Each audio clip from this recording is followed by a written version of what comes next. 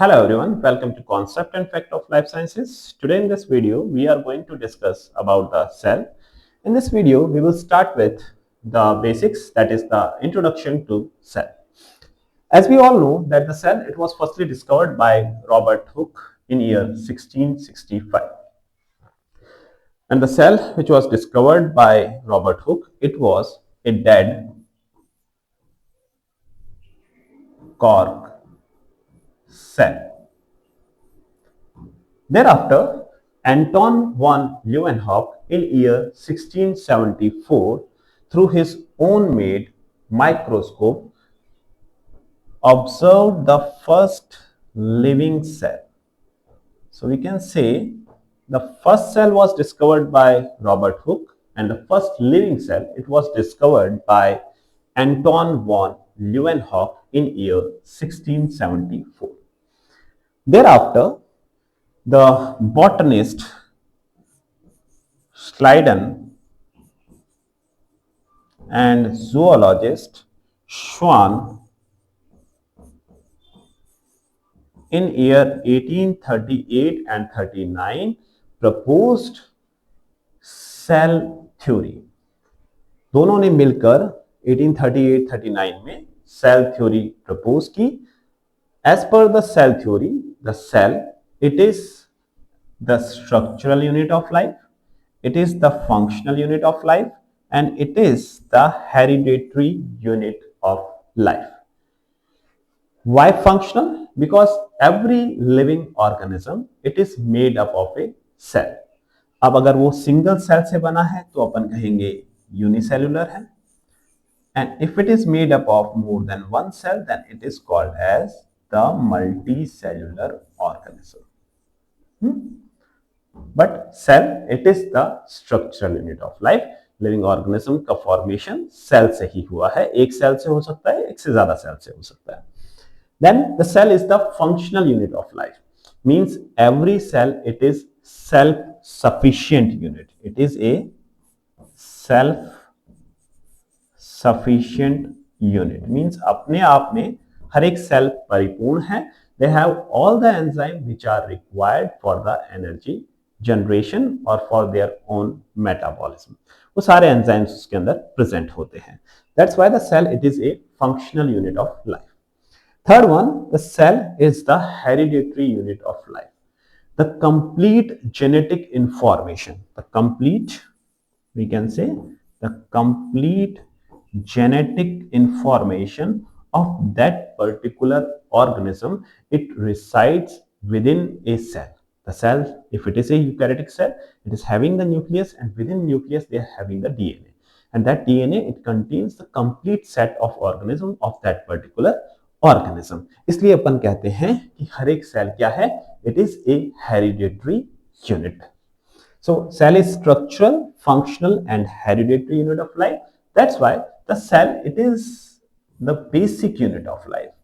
वह जीवन की मूलभूत इकाई है.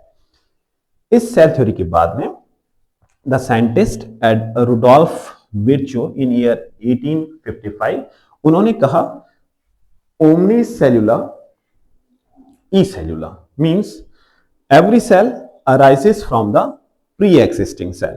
मतलब जो भी नई कोशिका बन रही है, उस कोशिका की उत्पत्ति पूर्व में उपस्थित कोशिका से हुई है. जो भी नई सेल बनेगी पूर्ववर्ती कोशिका से बनेगी through the process of cell division, that is mitosis और द मियोसिस. है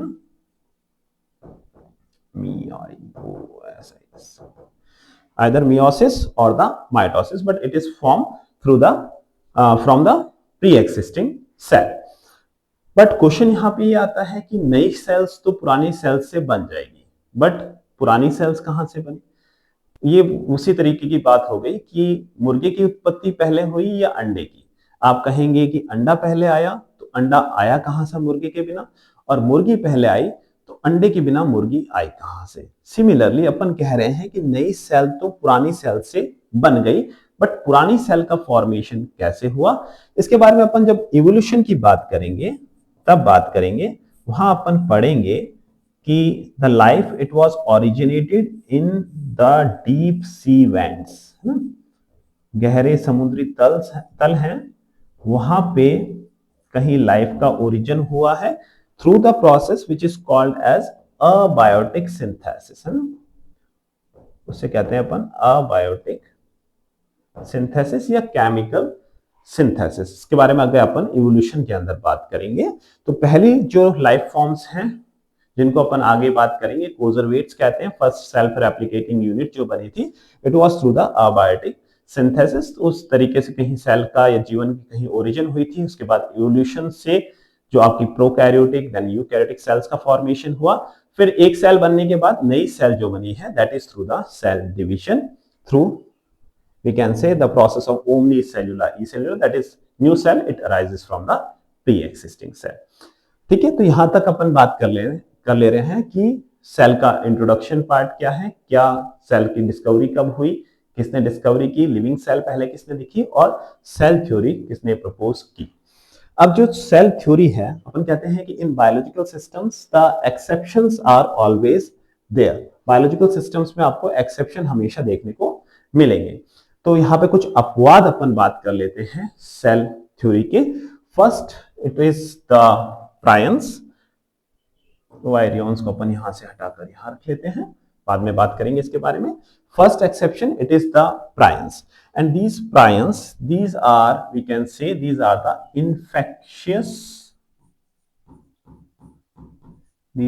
infectious protein particles, infectious protein particles which do not have any nucleic acid, है ना, जिनके पास में न्यूक्लिक एसिड नहीं होता है। ठीक है, they are infectious proteinaceous particles that can cause the disease in plant as well as in case of animals। they are self replicating, living है, but they do not fit in the criteria of cell because these prions they are highly pleomorphic। they are highly pleomorphic। Pleomorphic means they are not of a fixed shape। बहुरूपिया भी अपन इनको कह सकते हैं, जैसे बहुरूपिया अलग अलग वेश बना के आ सकता है, वैसे ही जो प्रायंस हैं इनका भी कोई फिक्स शेप नहीं होता है। That's why they do not fit in the cell criteria, that is the structural unit. Next अपन बात करें फंक्शनल यूनिट के बारे में, and the exception of functional unit it is the virus. Virus, as we all know, these are the obligate parasites। They do not have their own metabolic machinery। They hacks the host machinery to synthesize their own particles। So obligate parasite है, खुद के पास खुद की machinery नहीं है metabolism के लिए, host की मशीनरी से अपना मेटाबॉलिज्म चलाते हैं, तो अपन कह सकते हैं कि फंक्शनल यूनिट ये नहीं है। बट इस एक्सेप्शन का भी कुछ एक्सेप्शन है। Some viruses they contain enzyme, like in case of retroviruses they have enzyme which is called as reverse transcriptase. इनके पास में एंजाइम होता है जिसको बोलते हैं अपन reverse transcriptase, and through this reverse transcriptase, transcription means that is the conversion of DNA into the mRNA, through reverse transcriptase they are able to synthesize the DNA from the mRNA, है ना, transcription का reverse process कर सकते हैं। So for example your HIV virus, ये आपका एक retrovirus है जो बहुत लीथल है अपन जानते हैं। कुछ वायरस के अंदर एंजाइम्स होते हैं। सेकेंड एग्जांपल अपन ले सकते हैं बैक्टीरियोफाज का, जिसे अपन जीवाणु भोजी भी कहते हैं। These viruses they have enzyme which are called as lysozymes, है ना, these are lysozymes. Lysozymes are the enzyme through which these bacteriophage they are able to degrade the bacterial cell wall, है ना, जो बैक्टीरिया की peptidoglycan की cell wall होती है उसे डिग्रेड कर सकते हैं through these lysozymes. So the bacteriophages and the retroviruses they have some enzymes. So इस एक्सेप्शन के भी कुछ एक्सेप्शन है। सिमिलरली यहाँ पे दो टर्म्स और होती है वायरस से रिलेटेड, अपन पढ़ सकते हैं। एक को अपन कहते हैं वायरॉइड्स, दूसरी कहलाती है वायरियंस। जैसा कि अपन जानते हैं, the viruses they are the connecting link between the living and non living. They are the connecting link between the living and non living. Viruses अगर होस्ट सेल के अंदर है देन दे आर वायरसेस। अगर host cell से बाहर है virus, then these inactive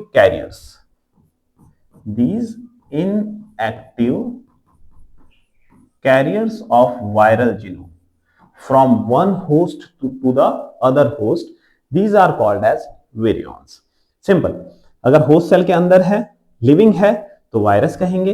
host cell से बाहर है तो इनको कहेंगे virions. These are the inactive carrier of viral genome. Next is the viroids. Viroids, these were firstly discovered by scientist T.O. Daniel while studying a disease in case of plant, and the disease was PSD, that is potato spindle tuber disease, and he discovered these viroids as a causal organism of this disease, that is potato spindle tuber virus. And these viroids, they have size smaller than the viruses, and these are only the naked RNA particles. Simple sense में जो viruses हैं वो nucleoproteins के बने हुए होते हैं, nucleic acid और प्रोटीन्स होता है उसके अंदर, बट वायरॉइड्स के अंदर प्रोटीन पार्ट एब्सेंट होता है, केवल क्या है, नेकेड आरएनए पार्टिकल्स हैं। जैसे कि अपन ने प्राइम्स में पढ़ा था कि उसके पास में प्रोटीन है, न्यूक्लिक एसिड नहीं था, these are the proteinaceous particle. उसी तरीके से ये केवल न्यूक्लिक एसिड के पार्टिकल्स होते हैं। तो अब डिफरेंस समझ में आ गया होगा वायरस, वायरॉइड्स और वायरियंस के बीच में। नेक्स्ट अपन लेते हैं हेरिडिटरी यूनिट। अपन ने स्टेटमेंट दिया कि the complete genetic information of the organism it resides within the cell, within a cell, sorry. So यहां पे जो मैच्योर ममेलियन आरबीसीज होती हैं, if we talk about the mature mammalian RBC, क्योंकि जो immature है वहां तो न्यूक्लियस होता है, but the mature mammalian RBC they lack nucleus. वहां पे आपको न्यूक्लियस देखने को नहीं मिलेगा, मींस आपको डीएनए देखने को नहीं मिलेगा, because the major function of this RBC it is to transport gases for which they require some empty spaces, और उन्हीं एम्प्टी स्पेसेस को बनाने के लिए तो nucleus along with other cell organelles वो एब्सेंट होते हैं, इसके अंदर रिमूव हो जाते हैं। तो मैच्योर जो आरबीसी है उसमें न्यूक्लियस नहीं होता, तो एक्सेप्शन है हेरिडिटरी यूनिट का। इसी तरीके से जो सीव ट्यूब्स होती है in case of angiosperm and sieve cells in case of gymnosperm, जो फ्लोएम का पार्ट है वहां पे अपन कहते हैं कि न्यूक्लियस नहीं होता है, दे हैव कंपेनियन सेल्स जहां से ये कंट्रोल्ड होती है, तो यहां पे भी आपको न्यूक्लियस देखने को नहीं मिलता। It is again the exceptions of hereditary unit. So ये कुछ अपवाद थे जिनके बारे में अपन ने बात की सेल थ्योरी के। नेक्स्ट अपन चलते हैं स्ट्रक्चर ऑफ ए सेल। जैसे कि अपन देख पा रहे हैं, it is representing a simple structure of eukaryotic cell. Eukaryotic क्यों कह रहे हैं? Because we are having a plasma membrane, we are having a nucleus with well definite nuclear membrane. We are having some cell organelle in the form of endoplasmic reticulum, mitochondria and Golgi body. जो outer membrane nucleus की होती है, it is the membrane of endoplasmic reticulum. So अगर बात करें double membranous organelle की तो तीन ही होते हैं सेल के अंदर, एक न्यूक्लियस है, दूसरा माइटोकॉन्ड्रिया है, और अगर प्लांट सेल है तो तीसरा रहता है जिसे अपन कहते हैं प्लास्टिड। सो तीन ही डबल मेम्ब्रेनस है।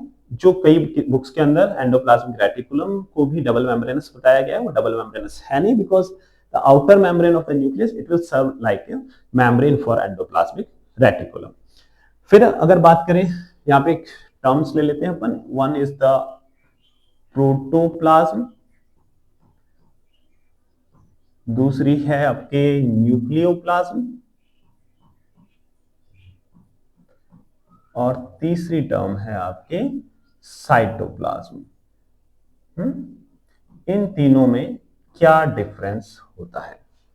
The fluid which remain present within the nucleus, it is called as nucleoplasm. The fluid which remain present within the cell, it is called as cytoplasm. और इन दोनों को कंबाइंडली अपन क्या कहते हैं? Protoplasm. So simply we can say the protoplasm equals nucleoplasm plus cytoplasm. इस चीज को अपने को याद रखना है हमेशा. जीव द्रव्य क्या है?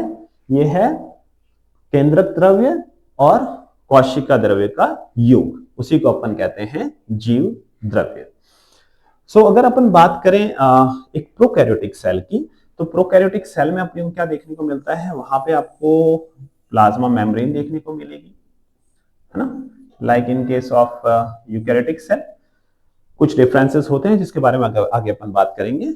वहां पे आपको एक डबल स्टैंडर्ड सर्कुलर डीएनए देखने को मिलेगा, बट वहां पे उस डीएनए के चारों तरफ कोई भी आपको मेम्ब्रेन, न्यूक्लियर मेम्ब्रेन देखने को नहीं मिलेगी. The DNA it remain with in the cytoplasm. तो यहाँ पे न्यूक्लियस के चारों तरफ न्यूक्लियर मेम्ब्रेन नहीं होती है, जबकि यूकैरियोटिक सेल्स में जो आपका डीएनए है वो कहाँ देखने को मिलता है? आपको न्यूक्लियर मेम्ब्रेन के अंदर देखने को मिलता है. सो यहाँ पे न्यूक्लियोप्लाज्म अलग है, साइटोप्लाज्म अलग है, बट यहाँ पे जो न्यूक्लियोप्लाज्म है और साइटोप्लाज्म वो एक ही है. So we can say that the protoplasm is it equal to the cytoplasm in case of prokaryotes. Prokaryotes के केस में आपको दोनों एक ही देखने को मिलते हैं, क्योंकि वहां पे न्यूक्लियर मेम्ब्रेन होती ही नहीं है. और भी बहुत सारे डिफरेंसेस होते हैं जिसके बारे में अपन बात करेंगे. लाइकवाइज जैसे डीएनए है, इससे एमआरएनए का formation through the process of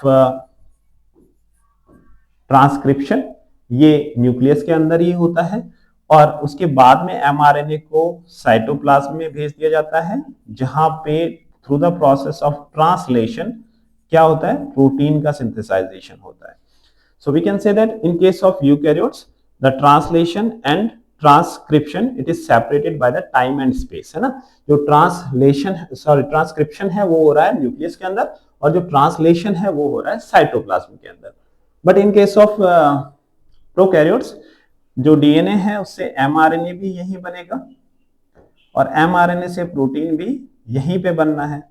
So the transcription and translation it is not separated by the time and space. तो कुछ ये बेसिक डिफरेंसेस है जो प्रोकैरियोट एंड यूकैरियोट सेल्स में होते हैं. बात करते हैं इसके बारे में क्या क्या बेसिक डिफरेंसेस हैं. तो स्टार्ट करते हैं अपन prokaryote versus eukaryotes. The organism they was firstly divided in these prokaryotic and eukaryotic lineages by the scientist Edward Chaton in year 1937, and the scientists who were responsible for bringing this concept into the main biological stream, they were Roger Stainer and C.B. Von Neal 1962, है ना.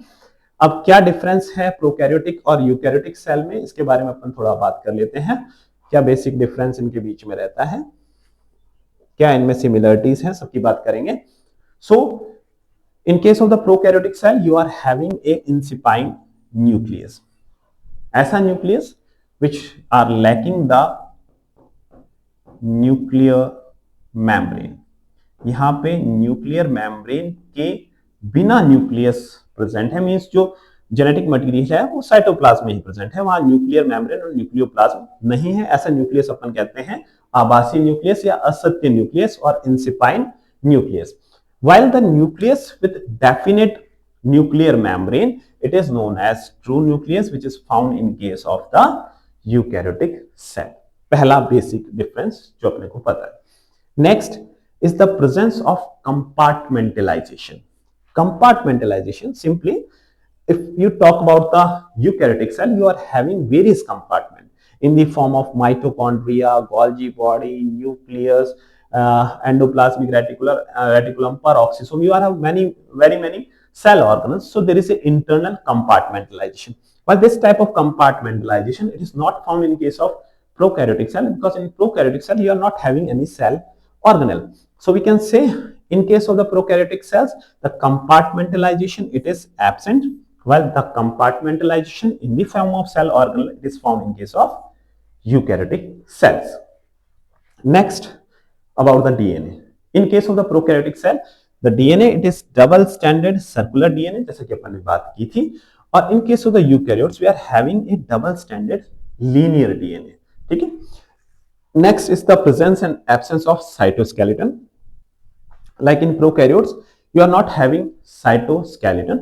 Cytoskeleton जिसके बारे में अपन आगे बात करेंगे, it is made up of three filaments. One is microfilament, microtubule, and intermediate filament. In case of eukaryotes, we are having the microfilaments. We are having microtubules, and we are also having intermediate filaments. इन सब के बारे में अपन आगे बात करेंगे. So जो cytoskeleton है that basically maintains the shape of the cell and other जो ट्रांसपोर्टेशन प्रोसेस है उसमें इन्वॉल्व होता है, मसल कॉन्ट्रैक्शन के अंदर इन्वॉल्व होता है. इन सब के बारे में अपन आगे बात करेंगे. ये साइटोस्केलेटन पाया जाता है in case of the eukaryotic cell, while in case of the prokaryotes the cytoskeleton is absent. The cytoskeleton like protein like in the form of FTSZ and MREB. These are the cytoskeleton like proteins. They are found in some cases. So in a case of eukaryotes we are having a well defined cytoskeleton system और prokaryote में ये absent होता है. Next बात कर लेते हैं ribosomes. In case of the prokaryotes you are having 70s of ribosomes.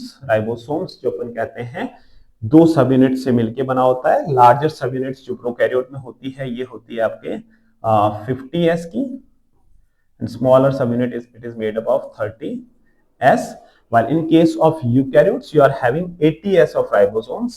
Larger subunit is of 60s and smaller subunit is of 40s. ये एक बेसिक डिफरेंस है. राइबोसोम पाए दोनों जगह ही जाते हैं, एक में 70s होता है, एक में 80s होता है. Even the eukaryotic cell they also having 70s ribosome in case of mitochondria and plastid, है ना. आगे बात करेंगे अपन इन माइटोकॉन्ड्रिया और प्लास्टिड की जो उत्पत्ति हुई है. They are originated through the we can say a theory which is called as endosymbiotic theory. तो वहां पे भी जो यूकैरियोटिक सेल है उसने कुछ बैक्टीरियल सेल्स को एनगल्फ कर लिया था, जिसके वजह से मॉडर्न डेज माइटोकॉन्ड्रिया प्लास्टिड आपको देखने को मिल रहा है. तो इनके अंदर आपको क्या मिलेगा? 70s राइबोसोम मिलेंगे. तो आप सबको पूछेंगे यूकैरियोट्स में 70s राइबोसोम नहीं होते? ऐसा नहीं है. जो माइटोकॉन्ड्रिया प्लास्टिड है उसके अंदर होते हैं, पर बेसिकली अपन ये कहते हैं जो मेन राइबोसोम्स है यहाँ 80s है, यहाँ पे 70s है, क्योंकि वो माइटोकॉन्ड्रिया प्लास्टिड की ओरिजिन जो है वो क्या है? प्रोकैरियोटिक है, बैक्टीरियल है, इसलिए अपन कहते हैं कि वहां 70s राइबोसोम्स होते हैं. Next is the presence and absence of histone protein. In case of eukaryotes you are having histone protein in the form of H2A, H2B, H3, H4 and also H1. We are having 5 different types of histone proteins. While these histone proteins they remain absent in case of prokaryotic cell. जहां पे अपन कहते हैं eukaryotic cell में there is a formation of chromatosome, nucleosomes and then chromatid. वैसी situation आती है, we are having the linear chromosomes. While यहाँ पे जो डीएनए है वो कैसा है? डबल स्टैंडर्ड सर्कुलर डीएनए है और यहाँ पे हिस्टोन प्रोटीन्स प्रेजेंट नहीं होते हैं. Next, cell division. प्रोकैरियोट्स के अंदर बाइनरी फिजन में होता है. सिंपली सेल है, दो सेल के अंदर टूट जाती है, इसी को अपन बाइनरी फिजन कहते हैं. और यूकैरियोट्स में बात करें, we are having a complex system which is called as mitosis and meiosis. समसूत्री विभाजन और अर्धसूत्री विभाजन. What is the difference between these mitosis and meiosis? What are the type of meiosis? इसके बारे में आगे अपन बात करेंगे. The regulation of cell division, इसके बारे में आगे सेल बायोलॉजी में बात अपन करेंगे. Next is the presence and absence of intron. Prokaryotes की बात करें, the introns are absent.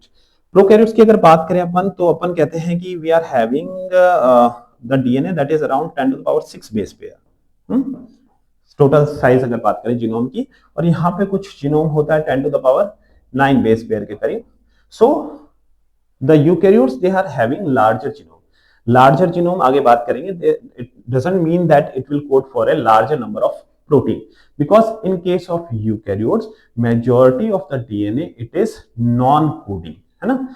Coding, non coding. Coding वो जिससे अपन प्रोटीन बना पा रहे हैं, जिसका ट्रांसक्रिप्शन ट्रांसलेशन हो रहा है, और नॉन कोडिंग वो जिसका ट्रांसक्रिप्शन ट्रांसलेशन नहीं हो रहा है, उनको अपन कहते हैं इंट्रॉन्स। तो ये इंट्रॉन्स जो है ये प्रेजेंट होते हैं किसमें, यूकैरियोटिक सेल में। ये इंट्रॉन्स एब्सेंट होते हैं इन case of the prokaryotic DNA. ये एक बेसिक डिफरेंस यहाँ पे रहता है। Next is the mRNA processing.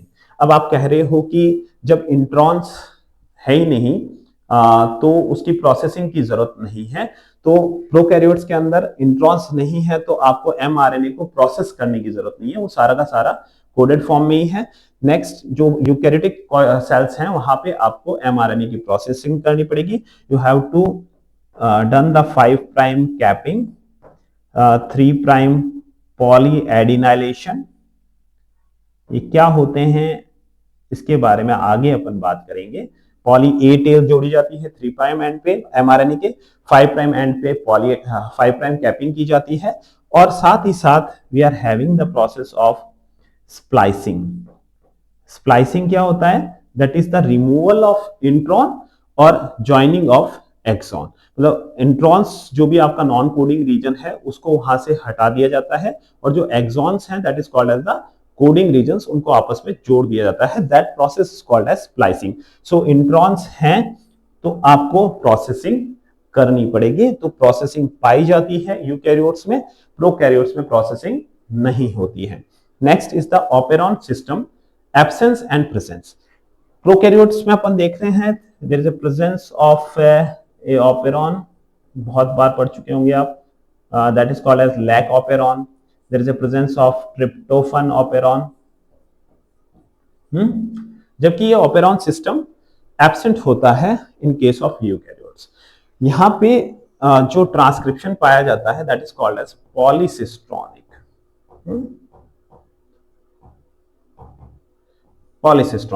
Polycistronic means जो एक प्रमोटर होता है, it can act as, or we can say many of the genes they can have there is a terminator, there is a promoter. Many of the genes they can share a common promoter and the terminator, like gene 1 2 3 they can share a common promoter and the terminator, like found in case of the lac and the trp operons. यहाँ पे जो transcription है that is the polycistronic, यानी बहुत सारे जो cistron है, cistron it is the sequence which is to transcribe, तो बहुत सारे सिस्ट्रॉन है they can share the common promoter and the terminator. Like ये कंडीशन आपको यूकैरियोट्स में देखने को नहीं मिलती है। Here the transcription is monocistronic, वहां पे आपको मोनोसिस्ट्रॉनिक कंडीशन देखने को मिलती है। हर एक सिस्ट्रॉन का खुद का अपना प्रोमोटर और टर्मिनेटर सीक्वेंस देखने को मिलेगी। इनके बारे में अपन अच्छे से बात करेंगे मॉलिक्यूलर बायोलॉजी जब पढ़ेंगे। So these are the basic differences between the prokaryotic and the eukaryotic cell. थोड़ा सा और इसको एक्सटेंड करते हैं, अपना किंगडम सिस्टम भी इंक्लूड कर देते हैं इस इंट्रोडक्शन में।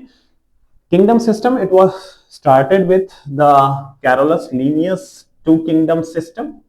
कैरोलस लिनियस ने जो ऑर्गेनिज्म है, लिविंग ऑर्गेनिज्म, इनको 2 किंगडम में बांटा, प्लांटी एंड एनिमेलिया। सारे ऑटोट्रॉफिक प्लांट्स इन्होंने प्लांटी में रखे और जो हेटरोट्रॉफिक एनिमल्स थे वो एनिमेलिया के अंदर रखे। नेक्स्ट द हैकल इन ईयर 1866 उन्होंने 3 किंगडम सिस्टम दिया, और तीसरा किंगडम जो इंक्लूड किया गया वो था प्रोटिस्टा। एंड इस प्रोटिस्टा के अंदर they included all the single cell organism without tissues, जिनके अंदर टिश्यू फॉर्मेशन नहीं है, सिंगल सेल टिश्यू बनेंगे नहीं, तो single cell organism without tissue इसके अंदर रखे गए, या यू कह सकते हैं सिंगल सेल यूकैरियोट्स जो हैं वो आपके प्रोटिस्ट के अंदर रखे गए। And it was given by Haeckel in year 1866। जो टिश्यू लेवल है it starts with coelenterata in case of animals, और प्लांट्स की बात करें तो वो कहीं ब्रायोफाइटा से जाकर शुरू होता है। तो जो यूकैरियोट्स हैं सिंगल सेल वो आपको देखने को मिलेंगे प्रोटिस्ट के अंदर। Next 4 kingdom system it was given bye Copeland in year 1956, और इन्होंने जो किंगडम दिया दैट वाज मोनेरा, है ना। तो इन्होंने अब प्रोकैरियोट्स को यूकैरियोट्स से अलग कर दिया, इन्होंने 1956 में दिया था। और अपने को पता है कि ऑर्गेनिज्म को 1937 के अंदर जो यूकैरियोट्स एंड प्रोकैरियोट्स में डिफरेंशिएट चैटॉन के द्वारा कर दिया गया था, तो उसके बाद में कॉपलैंड ने एक नया किंगडम बनाया Monera, which includes all unicellular prokaryotes, सारे के सारे प्रोकैरियोट्स को आपके मोनेरा के अंदर रखा गया। नेक्स्ट जो सब अपन जानते हैं, the most we can say acceptable kingdom system, that is the 5 kingdom system, which was given by R.H. Whitaker in year 1969। और उन्होंने जो नया किंगडम दिया, that was not Monera, not protista, it was mycota. उन्होंने दिया mycota. जो 4th and 5th थे ये पहले ही दिए जा चुके थे, ठीक है। 1 एंड 2 भी अपन देखते हैं कि 2 जो मोनेरा है ये दिया था कॉपलैंड ने, और हैकल ने जो है प्रोटिस्ट वर्ड दे दिया था। तो ये 5 किंगडम इस तरीके से हो गए जो दिया गया था R.H. Whitaker के द्वारा। द मोनेरा, जो मोनेरा का क्लासिफिकेशन दिया गया, it is on the basis of cell organization, means cell prokaryotic है या यूकैरियोटिक है। तो सारे के सारे जो प्रोकैरियोट्स हैं उनको कहां रखा गया, मोनेरा के अंदर रखा गया। Protist classification, it's on the basis of the organism complexity, means complex है ऑर्गेनिज्म, मल्टीसेल्युलर है या यूनिसेल्युलर है। उसके बेसिस पे जो यूनिसेल्युलर यूकैरियोट्स थे उनको कहां रखा गया, प्रोटिस्टा के अंदर रखा गया। Next mycota, it is on the basis of nutrition. The plants they are autotrophic और हेटेरोट्रॉफिक। पहले क्या कर दिया गया था कि फंगाई को आपने प्लांटी के साथ रख दिया गया, जबकि फंगाई जो है वो एक्लोरोफिलस हेटेरोट्रॉफिक है। It should be kept in A separate kingdom. जो काम R.H. Whitaker ने किया, उन्होंने फंगाई के लिए एक नया किंगडम दिया, that is mycota, and the classification was based on the mode of nutrition, that is autotrophic और हेटेरोट्रॉफिक, और जो हेटेरोट्रॉफिक थे उनको माइकोटा पे आपने डाल दिया। नेक्स्ट प्लांटी, जो ऑटोट्रॉफिक प्लांट है उनको प्लांटी में रखा गया, और जो हेटेरोट्रॉपिक एनिमल्स हैं उनको रखा गया एनिमेलिया के अंदर। कुछ जगह पे अपन 6 किंगडम भी पढ़ते हैं, that was given by Karl, sorry यहाँ पे Whitaker लिख दिया है, it was given by Carl Woese। Carl Woese के द्वारा जो 6 किंगडम सिस्टम दिया गया था, उन्होंने इन 5 किंगडम्स के अलावा जो छठा किंगडम रखा वो रखा आर्की बैक्टीरिया का। आर्की बैक्टीरिया के बारे में भी अपन आगे बात करेंगे। They are somewhat different from the eubacteria, जिसे आप मोनेरा कहते हैं, उससे कुछ अलग है, इसलिए इसको एक अलग किंगडम के रूप में इन्होंने दिखाया है। That was given by Carl Woese 6 kingdom system. So that is all about the introductory part. Next जो अपना लेक्चर होगा उसके अंदर अपन बात करेंगे एक एक करके सेल के कॉम्प्लेक्स ऑर्गेनल्स के बारे में, प्लाज्मा मेम्ब्रेन के बारे में, एंड सेल के फंक्शन के बारे में। Thank you very much.